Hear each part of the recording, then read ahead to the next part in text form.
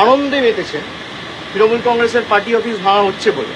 আর যারা বলছেন অবৈধ, 15 তারিখ হিয়ারিংয়ের জন্য ডাকা হয়েছিল, সেখানেও আমাদের প্রতিনিধিরা গেছিল এবং কিসের বেসিসে কমপ্লেনটা ফাইল হয়েছে, কমপ্লেনের একটা কপি চাওয়া হয়েছিল, সেই কমপ্লেনের কপি জেলা প্রশাসন দিতে পারেনি। এই গত 15 তারিখের কথা বলছি, আজ থেকে 2 দিন আগে, আজকে 18 তারিখ।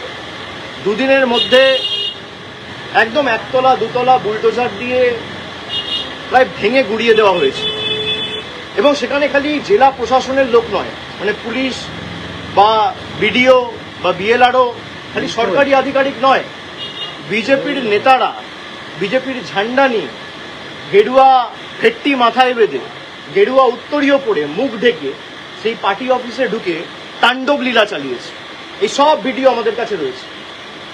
আমরা এক্ষুনি চিফ জাস্টিসের মহামান্য প্রধান বিচারপতি যিনি ওএসডি রয়েছেন, তাকে একটি ইমেল পাঠিয়েছি সমস্ত ভিডিও অ্যাটাচ করে, হাইকোর্টের দৃষ্টি আকর্ষণ করে যত দ্রুত সম্ভব আমরা চেষ্টা করবো এই মামলা মেনশনিং করে শুনানি করার, এবং সুপ্রিম কোর্ট অব্দি আমরা যাব।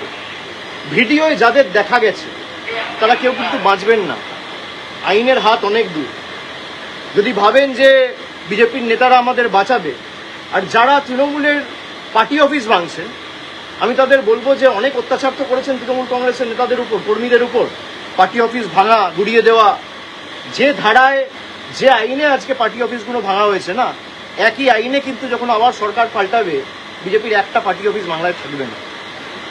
আমি হুঁশিয়ারি দিচ্ছি না, যে আইনে আপনি ভেঙেছেন একই আইন প্রযোজ্য করেই ভাঙা হবে। যারা তৃণমূল কংগ্রেসকে ভাবছে যে দুর্বল করব, দল ভেঙে তৃণমূল কংগ্রেসকে শেষ করে দেবো, আগুনে জ্বালিয়ে দেবো, সেই আগুনের স্ফুলিঙ্গগুলো থেকে তৃণমূল কংগ্রেস আবার জন্ম নেবে মমতা বন্দ্যোপাধ্যায়কে সামনে রেখে।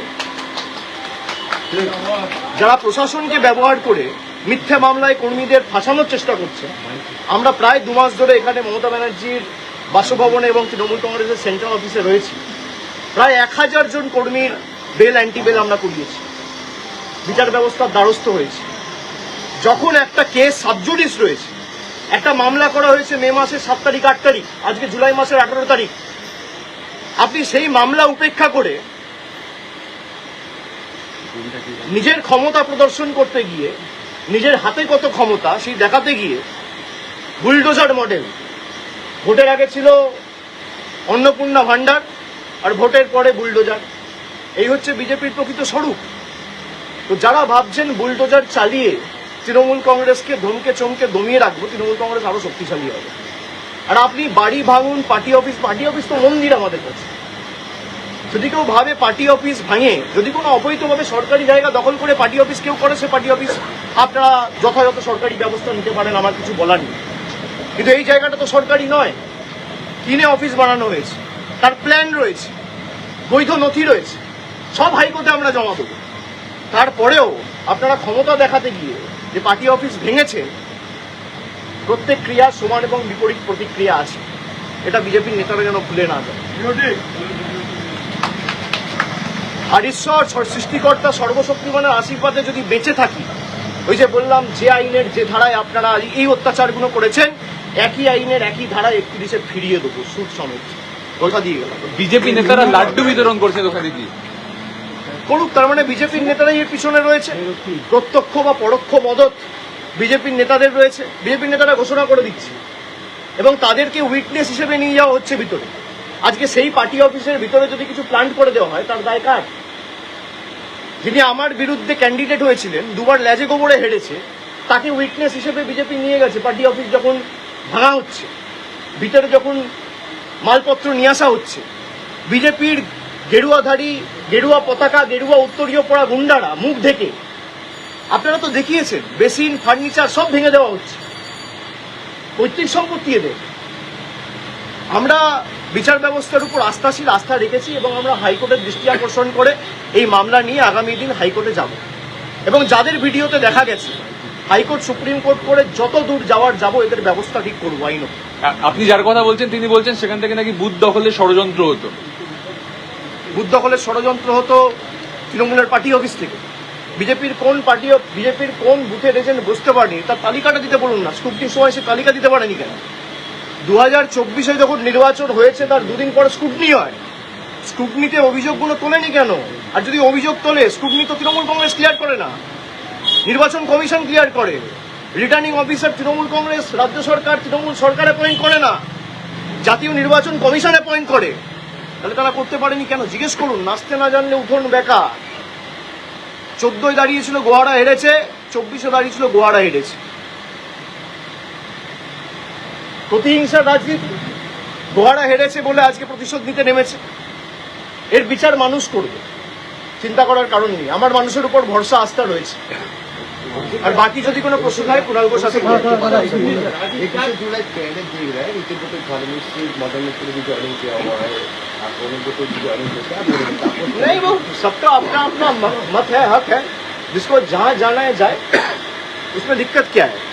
लेकिन एक ईडी समन आते ही अगर आप चले जाओगे तो ये साफ है कि आप लड़ना नहीं चाहते हो, आप डरते हो, और डरते हो तभी झुकते हो। भाई अगर आपके पास कुछ है नहीं, अगर मान लो सब कुछ आपका पक्ष में है, तो आप जाओ। ईडी में मेरे को भी बुलाए, मैं तो भागा नहीं हूं।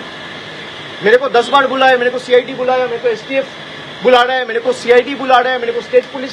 मेरे खिलाफ कितना एफआईआर हो चुका है? 20, 25, 30 एफआईआर हो चुका है। मुझे खुद मालूम नहीं है। मैं हाईकोर्ट में लिस्ट मांगा हूं कि डीजीपी को बोल के मेरे खिलाफ कितना एफआईआर हुआ है उसका लिस्ट दीजिए। अगर आप लड़ना नहीं चाहते हो, बट अगर आप हार ही मान गए और आपको लगता है कि भाई उनके पास जाएंगे तो ना ईडी टच करेगा, ना सीबीआई टच करेगा, ना पुलिस टच करेगा। हमारे लिए ईडी का प्रोटेक्शन महत्वपूर्ण नहीं है, हमारे लिए जनता का प्रोटेक्शन महत्वपूर्ण है।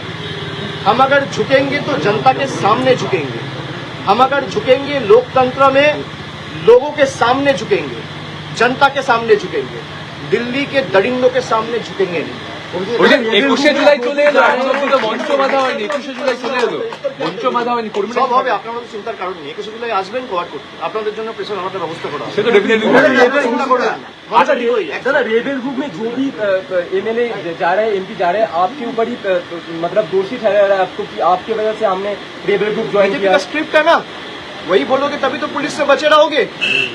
अगर आप अभिषेक बनर्जी को 4 गाली नहीं दोगे तो पुलिस आपको नहीं छोड़ेगा। अगर आप गाली दोगे तभी आप बचे रहोगे। जो 4 तारीख के बाद जा रहे हैं, 4 तारीख के पहले चला जाता, मैं तो पहले भी था। भाई 24 में पार्टी जीत के आया, 29 आसन पार्टी जीता, तो अगर हार का जिम्मेदारी अभिषेक बनर्जी का है, 24 में जीत का जिम्मेदारी भी अभिषेक बनर्जी का है। मानोगे? और अगर किसी को मेरे से दिक्कत है, मैं तो चुनौती देता हूं। भाई 60 एमएलए गए हैं, कुछ लोग गए, 20 एमपी गए, मैं आपको चुनौती देता हूं, आप लौट के आओ ममता बनर्जी के पास, 24 घंटे के अंदर मैं अपना इस्तीफा दे दूंगा। ओपन चैलेंज दे रहा हूं, आप लौट के आओ, 24 घंटे के अंदर मैं अपना इस्तीफा दे देता हूं। 24 घंटा, चलो 24 घंटा छोड़ दो, 1 घंटा मिलेगा और कम करता हूं। आप आओ, आप यही कह रहे हो ना अभिषेक बनर्जी छोड़ देगा?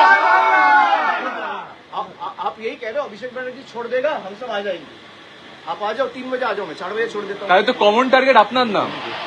আমি তো সেটাই বলছি যে যাদের সমস্যা রয়েছে তারা যদি বলে যে দলের এই পারফরমেন্সের জন্য বা পরাজয়ের জন্য যদি অভিষেক বন্দ্যোপাধ্যায় দায়ী হয়, তাহলে 24-এ যে তৃণমূল কংগ্রেস 29টা আসন পেয়েছে তার কৃতিত্বও আমার।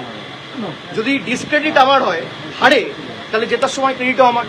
আর যাদের আমাকে নিয়ে সমস্যা তাদেরকে অনুরোধ করব যে মানুষ বোকা নয়। আজকে 18 তারিখ, আপনি 19 তারিখ আসুন, 20 তারিখ আসুন, 21 তারিখ আসুন, তবে আসার আসুন, আজকে চলে আসুন। আপনারা ফিরে আসুন, আমি 1 ঘন্টার মধ্যে ইস্তফা দিয়ে দিচ্ছি। কেউ আসবে না। ডিল হচ্ছে ওদিকে যাও, অভিষেক ব্যানার্জিকে গালাগালি দাও, তোমাকে বেঁচে থাক, তোমাকে বাঁচিয়ে রাখবো, ইডিও ধরবে না, সিবিআইও ধরবে না। যাদের বিরুদ্ধে ভুড়ি ভুড়ি অভিযোগ তারা এখন হয় পুলিশের কাছে ধৃত, না হলে বালিশ চাটা ঋতব্রত। এই দুটো ছাড়ার উপায় নেই। ভয়ের ক্যাম্পেইন, ভয়ের ক্যাম্পেইনটা লাস্ট কোশ্চেন, ঠিক আছে।